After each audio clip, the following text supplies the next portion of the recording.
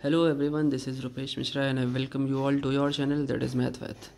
चलिए देखते हैं, हम लोग ने रिंग को ख़त्म किया था, इंटीग्रल डोमेन को ख़त्म किया था और मैंने बोला था कि अब जो पॉइंट आने वाला है वो फील्ड है। ठीक है, तो चलिए फील्ड के बारे में समझते हैं क्या है। आप फील्ड को ऐसा समझ लीजिए कि फील्ड मतलब एक तरह का ग्राउंड है और ग्राउंड में हर एक पोजीशन को पाना इजी होता है, मतलब आप पा सकते हैं, हर एक पोजीशन तक जा सकते हैं। तो वैसे ही यहाँ पर हर एक पोजीशन को पा सकते हैं, मतलब हर एक प्रॉपर्टी को शो करेगा। कहने का क्या मतलब है, अभी तक रिंग के लिए हम लोग क्या करते थे, जो हमारा रिंग होता था आर प्लस के लिए हमारा अबिलियन ग्रुप होता था, आर इंटू के लिए सेमी ग्रुप होता था। साथ ही साथ अगर कम्यूटेटिव रिंग की बात होती थी, सॉरी उससे पहले डिस्ट्रीब्यूटिव प्रॉपर्टी होती थी। इतना करने के बाद वो रिंग हो जाता था और एक्स्ट्रा कुछ अगर शो करना होता था तो कम्यूटेटिव की बात हो जाती थी, कम्यूटेटिव प्रॉपर्टी की बात हो जाती थी, है ना। कम्यूटेटिव हो जाता था, फिर यूनिटी भी प्रूव कर देते हम लोग थे, है ना। यूनिटी मतलब वन उसमें बिलोंग करेगा, कुछ ऐसा। और कम्यूटेटिव मतलब A into B is equal to B into A prove कर देते थे। फिर क्या कहते हैं, हम लोगों ने एक दो चीज़ें और सीखी। डिवीज़न रिंग सीखा, स्क्यू फील्ड भी जिसका नाम है, डिवीज़न रिंग बोलो चाहे स्क्यू फील्ड बोलो, ये दोनों नाम भी हम लोगों ने सीखे, है ना। डिवीज़न रिंग की बात जो है, जैसे हम स्क्यू फील्ड भी बोलते हैं, वो भी सीखा हम लोगों ने। उसके बाद इंटीग्रल डोमेन सीखा। इंटीग्रल डोमेन में हमने एक एक्स्ट्रा चीज़ ऐड की थी कि जो भी हमारी रिंग होती है उसके साथ साथ अगर नो प्रॉपर ज़ीरो डिवाइज़र अगर होता था रिंग में ही, तो वो इंटीग्रल डोमेन हो जाता था। तो अब फील्ड में क्या एक नई चीज़ आ रही है, आपको मैं दिखाता हूँ। सबसे पहले तो एफ़ जो होगा, एफ़ मतलब फील्ड को शो कर रहा है। एफ़ प्लस, जैसे आर प्लस यानी रिंग होता था तो आर प्लस लिखते थे, ठीक है। यहाँ पर आया एफ़ प्लस। एफ़ प्लस क्या होना चाहिए आपका, एफ़ प्लस आपका अबिलियन ग्रुप होना चाहिए, मतलब पॉजिटिविटी यानी ऑपरेशन अगर प्लस है तो हमें अबिलियन होना चाहिए उसका पूरा ग्रुप। एफ़ इंटू जो होना चाहिए वो भी यहाँ पे अबिलियन ग्रुप होना चाहिए, मतलब मल्टीप्लिकेशन का केस भी पूरा सब कुछ होना चाहिए। अब एफ़ इंटू में क्या, एफ़ इंटू में एक चीज़ छोड़कर क्या हमें क्या मिलना चाहिए, हमें क्या मिलना चाहिए, ईच नॉन ज़ीरो एलिमेंट्स, जितने भी नॉन ज़ीरो एलिमेंट्स होंगे विल हैव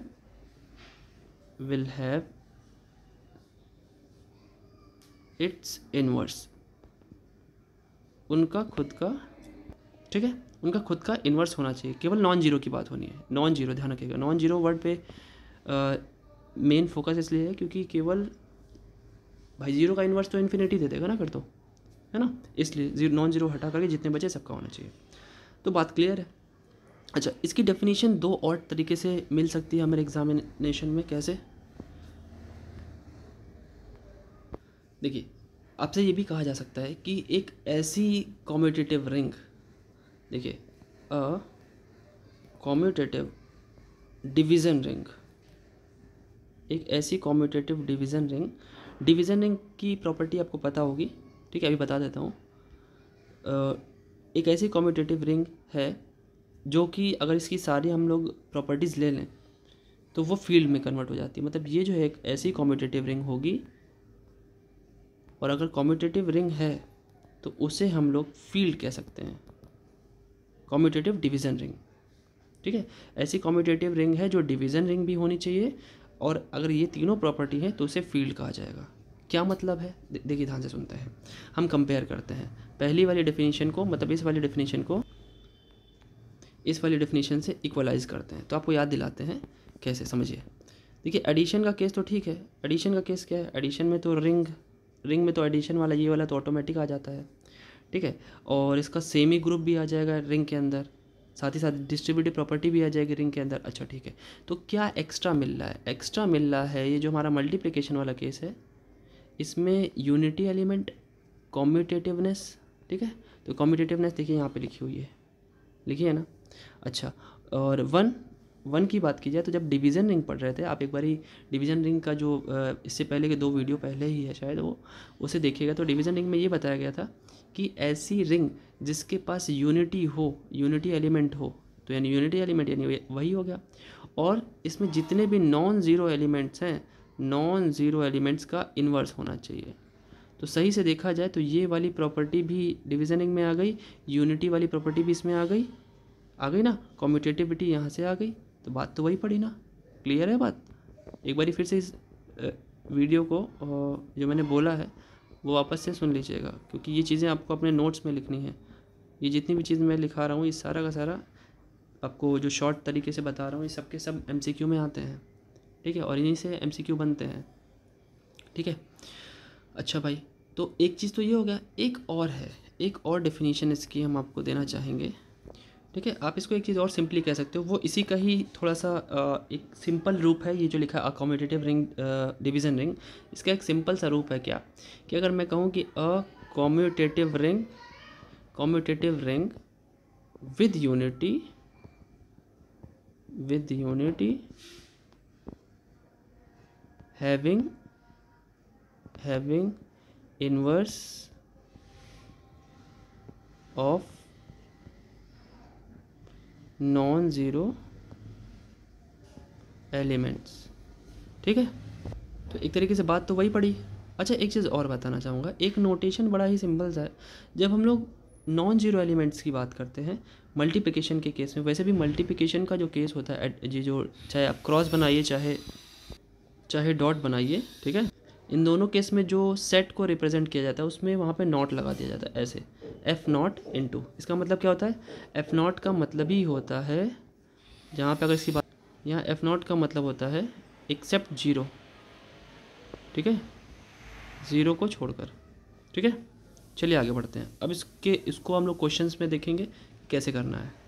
देखिए स्टूडेंट, एक छोटा सा पॉइंट और है, बूलियन रिंग क्या होता है। देखिए बूलियन रिंग वही है, देखिए यहाँ पे डबल ओ है ना, डबल ओ मतलब पावर 2, डबल ओ है ना, 2 बार ओ है, तो मतलब अगर कोई रिंग है, अ रिंग इन विच, कोई एक रिंग है, मान लेते हैं R प्लस इंटू, और वो सारे के सारी रिंग की सारी प्रॉपर्टीज़ को शो करता है, ठीक है। इसको हम बूलियन रिंग तब बोलेंगे, इज़ अ बूलियन रिंग, इसको बूलियन रिंग तब कहना चाहिए हमें when for all A belongs to R। जो रिंग में अगर जितनी भी चीज़ें हैं, सारे एलिमेंट्स की बात करें, अगर हमें कुछ ऐसा मिल जाए कि सबका हमने पावर 2 किया और वो हमें A के बराबर आ गया, ठीक है, तो ये हमारी बूलियन रिंग होगी। ये MCQ के लिए इम्पॉर्टेंट है, ठीक है। एक चीज़ और याद रख लीजिए, छोटी सी बात है लेकिन इम्पॉर्टेंट बात है, कि भाई अगर फील्ड है तो फील्ड में एटलीस्ट 2 एलिमेंट तो होने चाहिए, एटलीस्ट 2 एलिमेंट्स, ठीक है, सो दैट कि हम उसका एडिशन और मल्टीप्लिकेशन तो कर पाएँ। यही चीज़ इंटीग्रल डोमेन में भी लिखा हुआ था, ठीक है, तो ये चीज़ याद रखिएगा, ये इंपॉर्टेंट है, 2 छोटी सी लाइन है याद रखने के लिए। देखिए इसमें कुछ 3 थ्योरम्स भी हैं, पहले उन्हीं को कर लेते हैं फिर एग्जाम्पल करेंगे, ठीक है।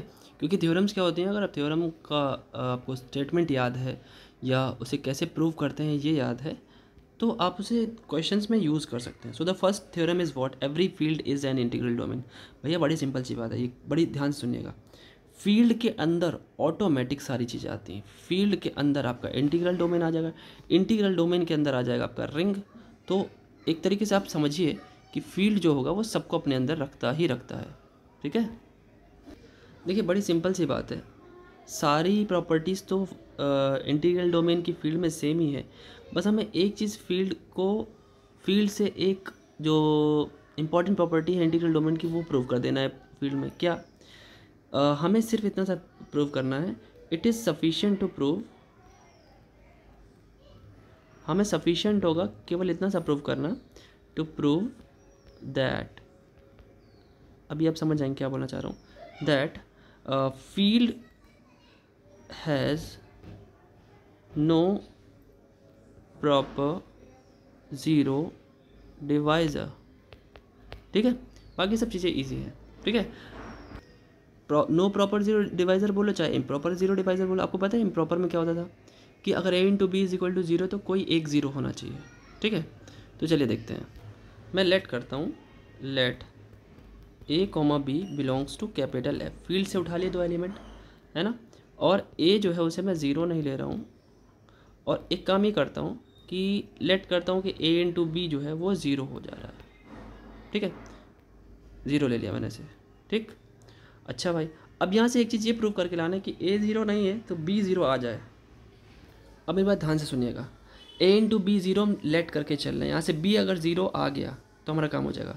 अब क्योंकि हमने भी क्या लेट किया है, क्योंकि a is non zero, so a का इन्वर्स एग्जिस्ट करेगा, यानी a इन्वर्स एग्जिस्ट, क्योंकि नॉन ज़ीरो एलिमेंट का इन्वर्स एग्जिस्ट करता है फील्ड में, तो हम इससे अप्लाई कर देंगे, ऑपरेट कर देंगे दोनों तरफ, चलेगा। ठीक है भाई। अब भाई ज़ीरो तो अपना ज़ीरो बना देगा नॉन ज़ीरो एलिमेंट को, और लेफ्ट हैंड साइड पे क्या होगा भाई, सिंपल सी बात है, ब्रैकेट ट्रांसफ़र कर रहा हूँ मैं, क्योंकि ये फील्ड है तो इसमें एसोसिएटिव प्रॉपर्टी होगी, बात सही है। अब ए और ए इन्वर्स, जब भी कोई वैल्यू और उसका खुद का इन्वर्स ऑपरेट होते हैं तो क्या आता है, आइडेंटिटी, आइडेंटिटी उसी फील्ड की आइडेंटिटी आ जाती है। और आप यहाँ ब्रैकेट में लिख देना where E be the multiplicative identity, ठीक है, E be the multiplicative identity of F, F में जो मल्टीप्लिकेटिव आइडेंटिटी है वो है। तो ई का आपको पता है, मल्टीप्लिकेटिव आइडेंटिटी किसी भी मल्टीप्लाई होता है तो कोई दिक्कत नहीं है, वो वही दे देता है ना। इसके लिए भी लिख देंगे because when we apply, because E to any element, let say x is equal to x into E, चलता है ये चीज़ें, ये पता होगा आपको, तो पहले बहुत बारी बताया मैंने। सो बी ज़ीरो आ गया, है ना। अगर हमने ए नॉन ज़ीरो लिया तो बी ज़ीरो आ गया। सिमिलरली अगर हम एक बात करते, similarly B is non zero then A is zero. तो आप सही से देखो ज़रा थोड़ी देर के लिए कि जब ए को ज़ीरो ले रहे हैं तो बी ज़ीरो नहीं आ रहा है, और जब बी को ज़ीरो ले रहे हैं तो ए ज़ीरो नहीं आ रहा है, या यूँ बोले कि ए नॉन ज़ीरो है तो बी ज़ीरो आ रहा है, और बी नॉन ज़ीरो है तो ए ज़ीरो आ रहा है। तो ये कौन सी प्रॉपर्टी आ गई, नो प्रॉपर ज़ीरो डिवाइज़र की बात आ गई, है ना। तो यहाँ पे हमें क्या लिखना चाहिए, सो एफ इज़ नो, या एफ हैज़ लिखना चाहिए मुझे, F has no proper zero divisor, ठीक है। hence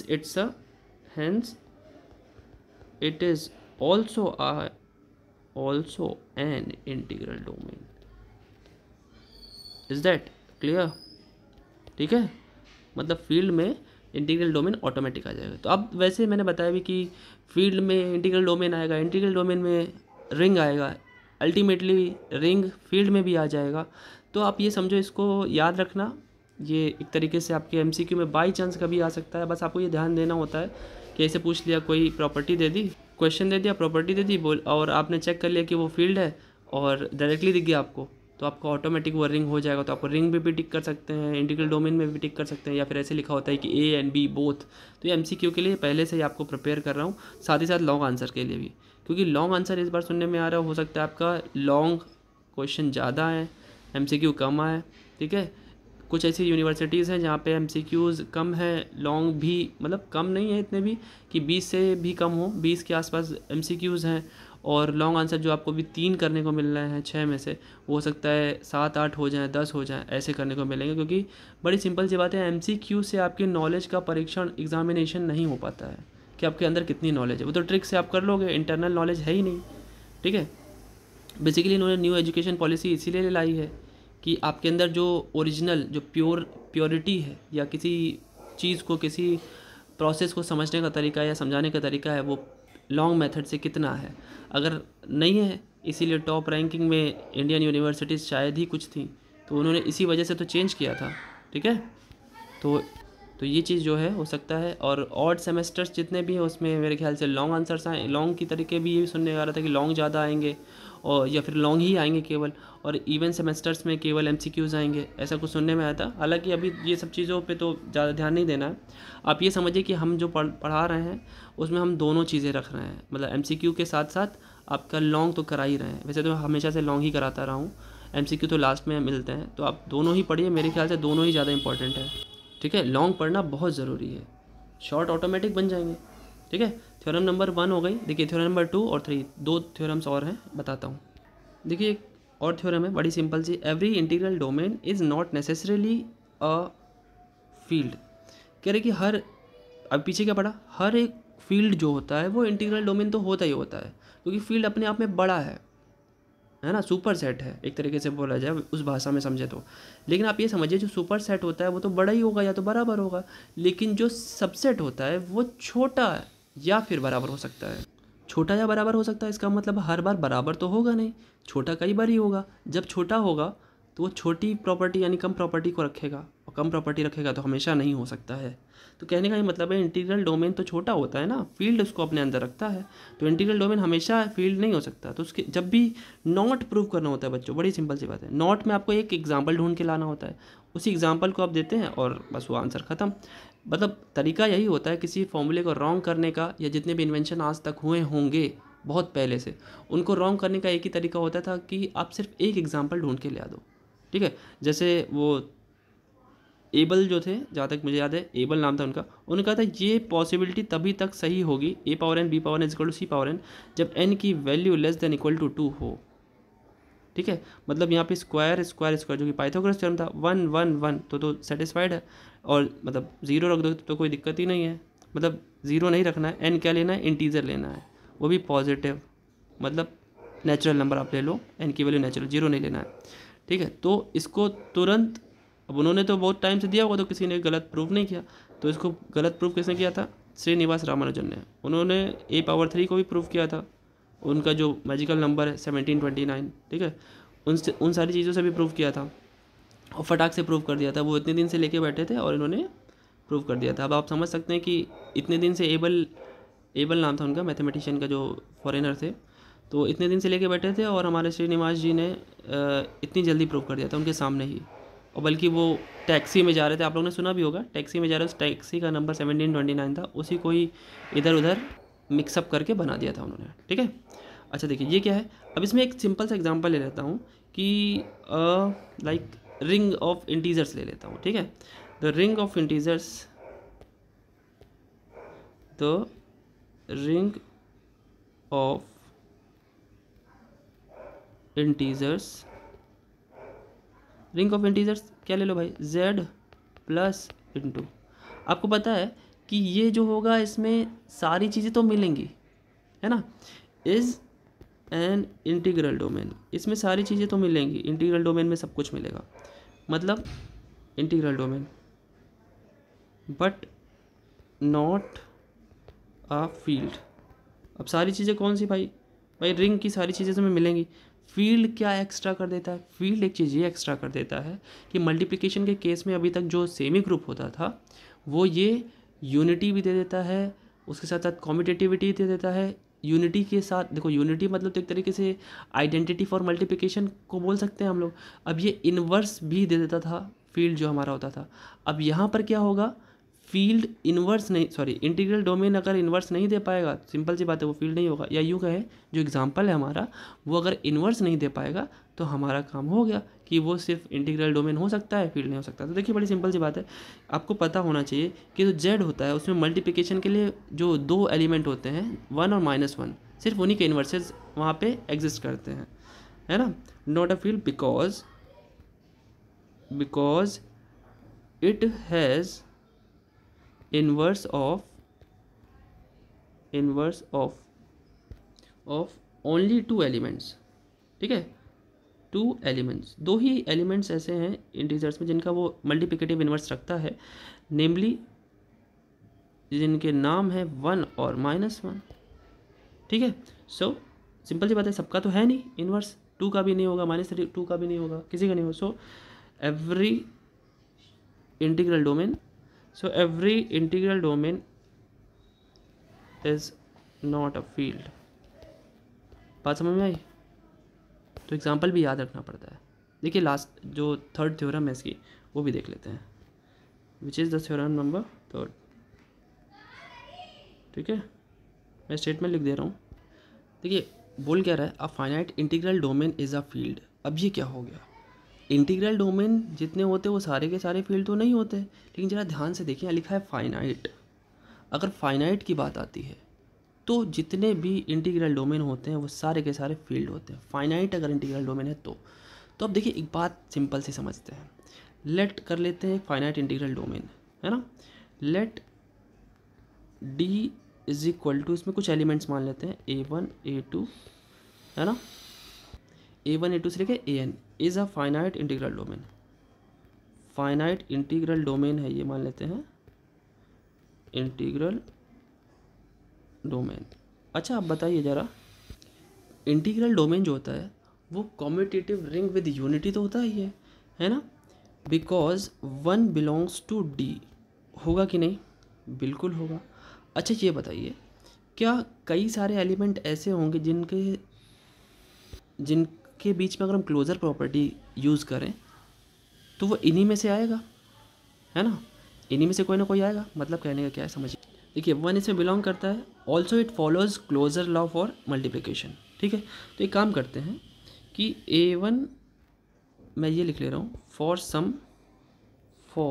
सम कुछ एलिमेंट्स के ऐसे होंगे जिनका मल्टीप्लिकेशन मान लेते हैं AR ले रहा हूँ, कोई R1 एलिमेंट ले रहा हूँ, और AS कोई 2 एलिमेंट ले रहा हूँ, जिनका मल्टीप्लिकेशन भी बिलोंग करेगा D में, है ना? और हो सकता है कि ये 1 के इक्वल भी हो, बिल्कुल, क्योंकि भाई हो सकता है, बड़ी सिंपल सी बात है। क्लोजर लॉ होल्ड कराना है तो क्या 2 एलिमेंट्स का मल्टीप्लिकेशन करोगे चाहे एडिशन करोगे, क्योंकि ये तो पूरा इंटीग्रल डोमेन है तो क्लोजर लॉ तो होल्ड करेगा। तो मल्टीप्लिकेशन में होल्ड करेगा तो यानी 2 एलिमेंट्स के मल्टीप्लाई करने के बाद आएगा तो उसी में से ही ना। तो हम थोड़ी देर के लिए मान ले रहे हैं वो एक टाइम ऐसा आता है कि वो 1 आ जाता है। 1 आ सकता है, अच्छा 1 आ सकता है अगर, तो आप खुद सोचिए। तो ये है क्या, 1 क्या है? मल्टीप्लिकेटिव आइडेंटिटी है। This is what? Multiplicative identity. Multiplicative identity है ना ये। तो आप ये बताइए, जब भी मल्टीप्लिकेशन में हमें 2 एलिमेंट्स का मल्टीप्लिकेशन करने पे उसकी मल्टीप्लिकेटिव आइडेंटिटी मिल जाती है, that means this means AR and AS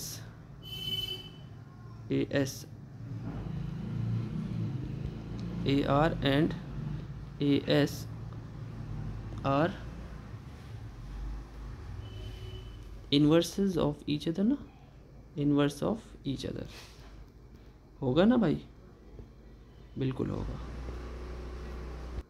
so proof हो गया आपका। हेंस पूरा का पूरा स्टेटमेंट आपको लिख देना है कि each finite integral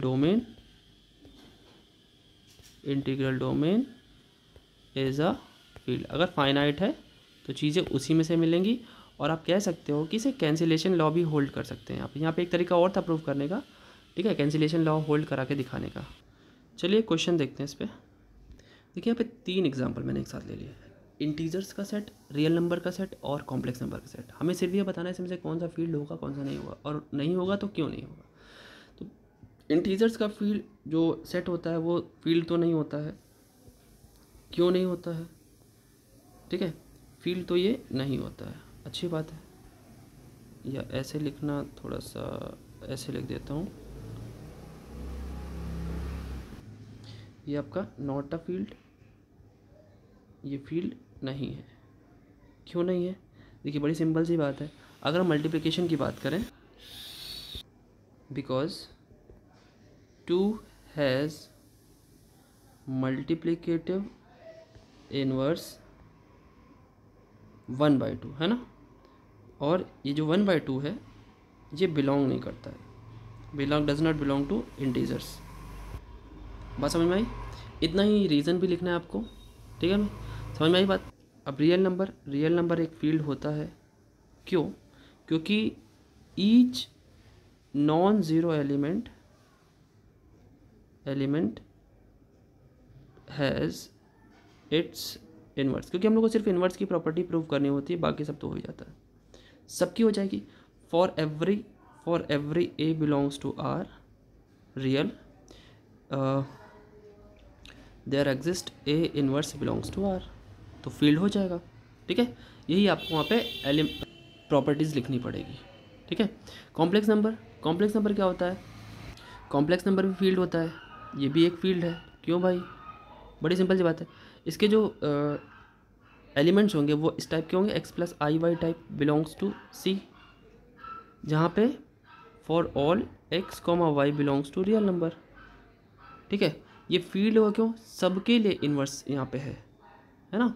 for each same property, for each non zero elements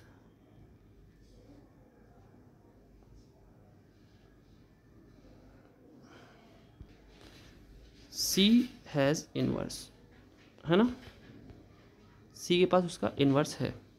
अच्छा, तो बात क्लियर है। तो ये भी फील्ड होता है, ये भी फील्ड होता है। वैसे तो रियल का ये सुपर सेट होता है कॉम्प्लेक्स नंबर्स, तो ये तो पक्का फील्ड होगा ही, ठीक है। तो फील्ड कौन कौन सा हुआ, फील्ड अगर शुरुआत से ध्यान दिया जाए, आपका नेचुरल नंबर फील्ड नहीं होता क्योंकि उसमें नेगेटिव ही नहीं पाया जाता, तो एडिशन के केस में ही इन्वर्स नहीं मिलेगा, ठीक है। और एडिशन के केस में आइडेंटिटी नहीं मिलेगी, तो वो तो ख़त्म हो गया। नेचुरल नंबर के बाद होल नंबर भी फील्ड नहीं होता, ठीक है।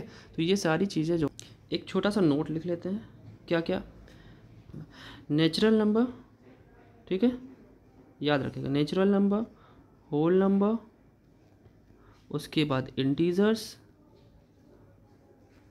और कुछ बचा नहीं, ये सब के सब नॉट फील्ड, ये सब के सब आर नॉट अ फील्ड, ये फील्ड नहीं है, ठीक है। और बाकी के जो बच रहे हैं, बाकी कौन कौन से बच रहे हैं, बाकी के बच रहे हैं अपना इंटीजर के बाद आ गया रियल नंबर। अच्छा हाँ, रेशनल और इरेशनल की बात कर लेते हैं।